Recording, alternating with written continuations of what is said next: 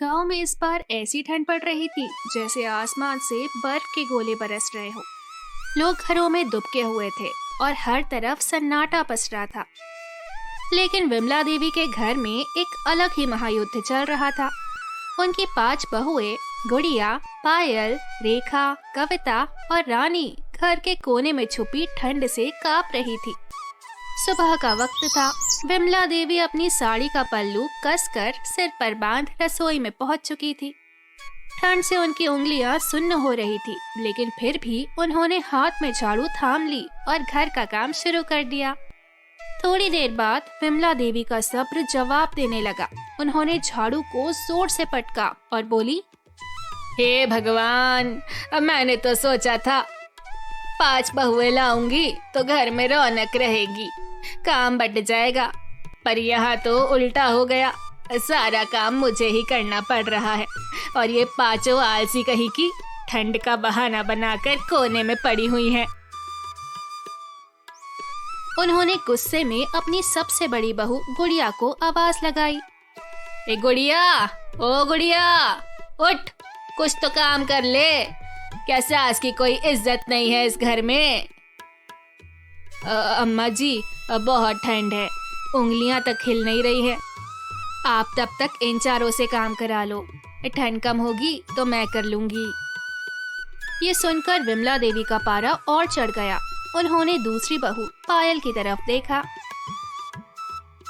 पायल, कम से कम बर्तन तो धो दे। देख, रसोई में सब जूठा पड़ा है। अम्मा जी, अब वो ठंडे पानी में हाथ डालने से मेरी उंगलियां जम जाएंगी। मुझे लगता है आज तो मुझसे काम नहीं हो पाएगा। इसके बाद विमला देवी ने रानी और कविता की तरफ देखा। कविता, रानी, तुम दोनों तो काम करने में हमेशा होशियार रहती हो, आज क्या हो गया? कम से कम दोनों मिलके जरा आंगन में झाड़ू तो लगा दो। अम्मा जी, अब बाहर इतनी ठंडी हवा चल रही है, पहले खुद को तो बचा ले, वही बड़ी बात है। ठंड ने जान ही निकाल दी है। अम्मा जी, मैं तो कहती हूँ आप भी हमारे साथ आकर बैठे। इतनी ठंड में बस कैसे भी जिंदा बच जाए, यही बहुत है। हे भगवान, ये कैसा कलयुग है। बहुएं ठंड में तो और निकम्मी हो गई हैं।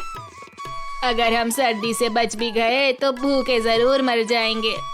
आखिर क्या करूं कि ये पहले जैसा फिर से घर संभाल लें। विमला देवी सोचने लगी। तभी उनके दिमाग में एक योजना आई। वो चुपचाप अंदर वाले कमरे में गई और वहां से एक पुराना बक्से में एक बड़ी सी गठरी निकाल लाई। ये कपास की रजाई है, मुझे दहेज में मिली थी। इतनी गर्म और मोटी रजाई पूरे गांव में किसी के पास नहीं है। इतनी कड़ाके की ठंड में जब बहुओं ने मोटी गर्मा गर्म रजाई देखी तो सब उसे छीनने लगी। ये रजाई मैं लूंगी, मैं घर की बड़ी बहू हूँ, तो इस पर तो मेरा ही अधिकार है। नहीं नहीं, अब मुझे बुखार सा हो रहा है, ये रजाई मुझे दे दो। छी! और देखो, अब मुझे जुकाम हो गया है, रजाई तो मुझे ही मिलनी चाहिए। इस तरह से सारी बहुएं आपस में लड़ने लगी। इससे परेशान होकर विमला देवी ने चिल्लाया, चुप हो जाओ सब, मैं बताऊंगी कि ये रजाई किसकी होगी। सारी बहुएं उम्मीद की नजरों से विमला देवी को देखने लगी। इसे तो मैं उसी को दूंगी जो ठंड भगाने का सबसे अच्छा उपाय लगाएगा। अब देखती हूँ कि इसमें कितना दिमाग और हिम्मत है। विमला देवी की बात सुनकर बहुएं, जो अब तक ठंड से कांप रही थी, अचानक सतर्क हो गई। हर कोई चाहता था कि वो रजाई उसे मिले, क्योंकि ठंड का तो हाल ऐसा था कि बस रजाई ही उन्हें बचा सकती थी। अब 5 बहुएं अलग अलग तरीके से ठंड भगाने और सासू माँ को खुश करने में जुट गई। ठंड भगाने का सबसे बढ़िया तरीका है आग जलाना। अगर पूरे घर में गर्माहट आ जाए तो ठंड का नामो निशान मिट जाएगा। गुड़िया ने घर के पुराने बर्तनों और कबाड़ से एक छोटी अंगीठी बनाई। उसने उसे आंगन के बीचों बीच रखा और उसमें कोयला डालकर जलाया। अंगीठी की गर्माहट धीरे धीरे पूरे आंगन में फैलने लगी। देखा अम्मा जी, ठंड को भगाने के लिए मैंने क्या कमाल किया है। अब आप भी यहीं आकर गर्माहट का मजा लीजिए। विमला देवी ने उसे शाबाशी दी, लेकिन अंदर ही अंदर सोच रही थी कि देखे बाकी बहुएं क्या करती हैं। पायल, जो हमेशा मस्ती और डांस में माहिर थी, उसने ठंड को भगाने का एक अनोखा तरीका निकाला। अगर शरीर को गर्म रखना है तो हमें हरकत करनी पड़ेगी, और सबसे अच्छा तरीका है डांस। पायल ने म्यूजिक सिस्टम चालू करवाया और पूरे परिवार को अंगीठी के पास बुला लिया। सब लोग ठंड से कांपने के बजाय मेरे साथ डांस करो, देखना कैसे ठंड भाग जाएगी और मस्ती आ जाएगी। विमला देवी, जो शुरू में झिझक रही थी, बाद में डांस करने लगी। पूरे परिवार ने हंसी खुशी डांस किया। सबके शरीर गर्म हो गए और घर में मस्ती का माहौल बन गया। तभी रेखा ने रसोई में जाकर अदरक, इलायची और तुलसी डालकर चाय बना लाई। जब चाय की खुशबू पूरे घर में फैली तो सबकी आंखों में चमक आ गई। ये लीजिए, ठंड भगाने के लिए इससे बढ़िया कुछ नहीं। इसे पी कर देखिए कैसे मिनटों में ठंड दूर भाग जाएगी।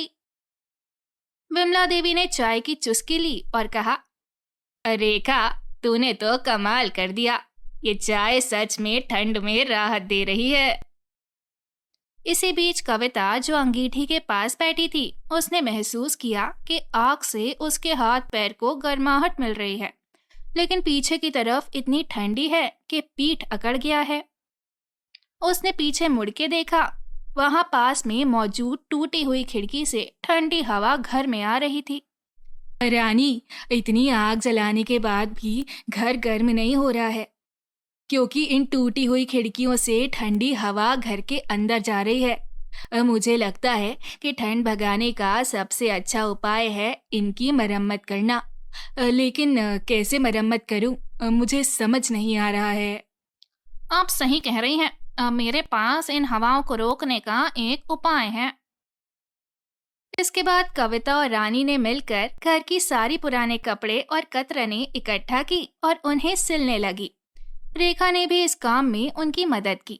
कुछ ही घंटों की मेहनत के बाद उन्होंने सभी खिड़कियों और दरवाजों पर पुराने कपड़ों और कतरनों से बने मोटे मोटे पर्दे टांग दिए। वाह, ये तो कमाल हो गया। अब ठंडी हवा अंदर नहीं आएगी। घर सच में गर्म हो गया है। तुम लोगों ने तो गजब की अकल दिखाई। हाँ, अब तो ठंड का नामो निशान नहीं। चलो, इसी बात पर झटपट बर्तन धो देती हूँ। पायल ने भी रसोई की ओर भागते हुए कहा, आप बर्तन समेटो, मैं रसोई का काम संभालती हूँ और सबके लिए गर्मा गर्म पराठे बनाती हूँ। अब ठंड भाग गई है तो सफाई भी कर लेनी चाहिए।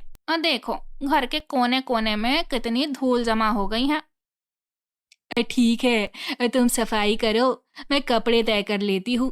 वैसे भी अब ठंडी हवा अंदर नहीं आ रही है, तो काम करने में भी मजा आएगा।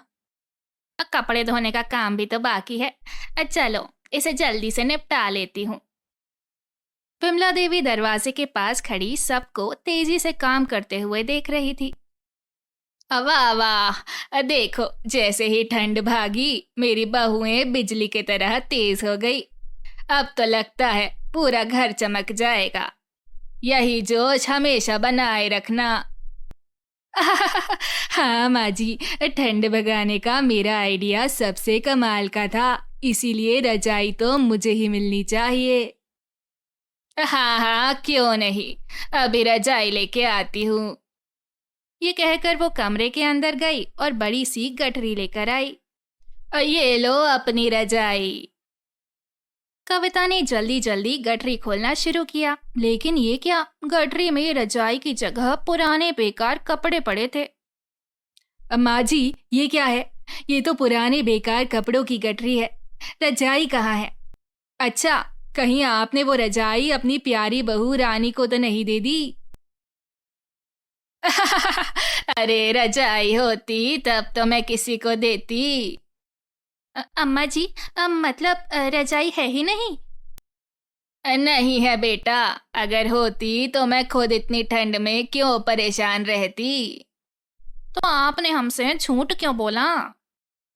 अरे, तुम सब ठंड में ऐसे कोने से चिपक गए थे कि कोई काम करने को तैयार नहीं था, और इस कड़ाके की ठंडी में सारे घर की जिम्मेदारी मुझ बूढ़ी जान के कंधे पर आ गई थी। इसीलिए मैंने तुम सबको काम पर लगाने की तरकीब निकाली। तो मतलब वो पूरी कहानी बस हमें ठंड भगाने के लिए थी? हाँ, और देखो, काम कर गया ना मेरा प्लान। ठंड भी गई, घर भी ठीक हो गया, और तुम सब काम पर भी लग गई। अम्मा जी, आप तो पूरी मास्टरमाइंड निकली।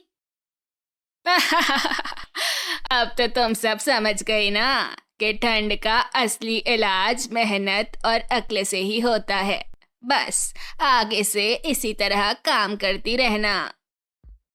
हाँ माँ जी, अब हम परेशानियों से भागेंगे नहीं, बल्कि उसका मिलकर मुकाबला करेंगे। ये सुनकर विमला देवी ने खुशी से अपनी पांचों बहुओं को गले से लगा लिया